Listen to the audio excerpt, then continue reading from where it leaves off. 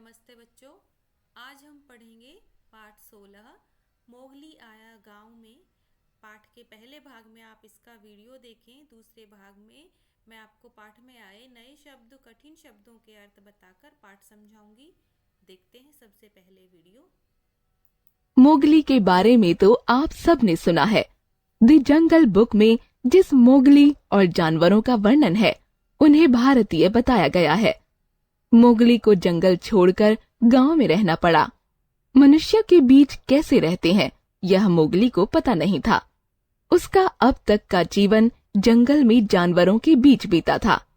मनुष्यों के बीच रहते हुए मोगली को जिन अनुभवों से गुजरना पड़ा उसके इन्हीं अनुभवों का वर्णन इस पाठ में है। मोगली को अपनी ताकत का अंदाज जरा भी नहीं था। जब वह जंगल में रहता था तो भालू, शेर, चीते और भेड़ियों के मुकाबले वह कमजोर था और यह बात उसे अच्छे से मालूम भी थी। यहाँ गांव में लोग कहते थे कि मोगली में सांड जितनी ताकत है। बेचारे मोगली को इस बात का कोई भी अंदाजा नहीं था कि जात पात क्या होती है। वह नहीं जानता था कि एक जाति का आदमी दूसरी जाति के आदमी से अलग कैसे हो सकता है। एक दिन कुम्हार का गधा गड्ढे में गिर पड़ा तो मोगली ने पूंछ पकड़कर उसे बाहर खींच निकाला। गधे पर लदे बर्तन भी गिर गए थे।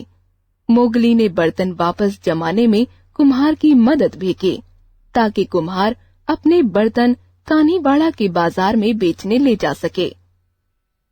लोगों के लिए यह बड़े ताज्जुब की बात थी कि मोगली कुम्हार की मदद करे और गधे जैसे जानवर को हाथ लगाए। मोटे पंडित ने मोगली को इस बात के लिए बहुत फटकारा। जब मोगली को लगा कि पंडित कुछ ज्यादा ही डांट रहा है तो उसने पंडित को धमकाया, ज्यादा कुछ कहोगे तो तुम्हें भी गधे पर बिठा दूंगा। यह सुनकर पंडित को बहुत गुस्सा आया। उसने तुरंत जाकर मसुआ के पति से मोगली की शिकायत कर दी। जंगल से भागे मोगली को इसी परिवार ने अपने साथ रखा हुआ था। मोगली को हुक्म सुना दिया गया कि कल से तुम भैंसे चराने जाओगे। यह सुनकर सबसे ज्यादा खुशी पंडित या किसी और को नहीं बल्कि खुद मोगली को हुई। अब इस जिम्मेदारी की वजह से मोगली पूरे गांव का सेवक बन गया था। इस नाते उसी रात मोगली चौपाल पर पहुंच गया। गांव में गूलर का एक बड़ा पेड़ था जिसके नीचे एक चबूतरा बना हुआ था। इसी चबूतरे पर रोजाना रात को गांव के पुरुष इकट्ठे होते थे। इन लोगों में गांव का मुखिया, कोटवार, चौकीदार, नाई और बलदेव शिकारी भी होते थे। रोज रात ये लोग चौपाल में बैठकर गपशप करते थे। नाई को पूरे गांव के हर घर की पूरी खबर रहती थी। बलदेव शिकारी के पास पुराने जमाने की एक बंदूक थी और वह अपने शिकार की बड़ी शेखी बघाड़ता था। नीचे चबूतरे पर इंसानों की चौपाल बैठती और ऊपर पेड़ पर बंदरों की महफिल जमती। चबूतरे में एक छेद था जिसमें एक कोबरा रहता था। गांव के लोग रोज एक कटोरे में उसके लिए दूध रख देते थे क्योंकि गांव में कोबरा को नाग देवता माना जाता था। लोग उससे डरते थे और उसकी पूजा करते थे। चबूतरे पर गांव के बड़े बुजुर्ग देर रात तक बातें करते रहते। वे एक दूसरे को कभी भगवान की, कभी इंसान की, तो कभी भूतों की कहानियां सुनाया करते। इनमें सबसे जानदार कहानियां बलदेव के शिकार की होती थीं। वह जंगली जानवरों की ऐसी ऐसी कहानियां सुनाता कि ताज्जुब के मारे वहां बैठे बच्चों की आंखें बाहर को निकल आती थीं। कहानियां चलती रहती और बच्चे आंखें फाड़े कहानियां सुनते रहते। ज्यादातर कहानियां जानवरों के बारे में होती थीं, क्योंकि जंगल उनके गांव से एकदम लगा हुआ था।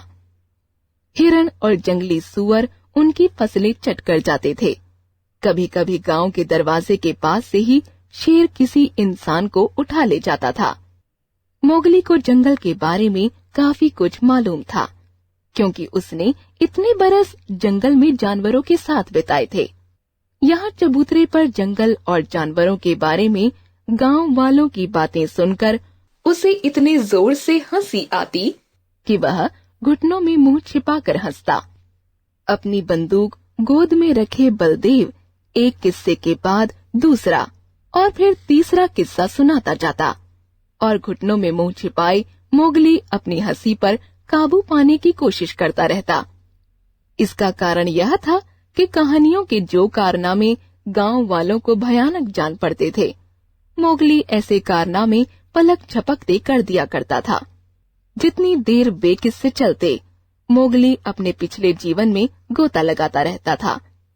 मोगली अपने अतीत को भूलना चाहता था, पर ये किस्से उसे फिर वही सब याद दिलाते थे। गनीमत यही थी कि मोगली वहां अधिक देर तक बैठ नहीं पाता था। भरपूर नींद लेने के लिए उसे समय से सोना होता था, ताकि अगली सुबह फिर जानवरों को चराने के लिए जंगल में ले जा सके। मोगली जानता था कि जब तक शेर खान का गुस्सा शांत न हो जाए, उसे गांव में ही रहना है। उतने दिन वह हंसी खुशी बिताना चाहता था। लेखक रुडयार्ड किपलिंग।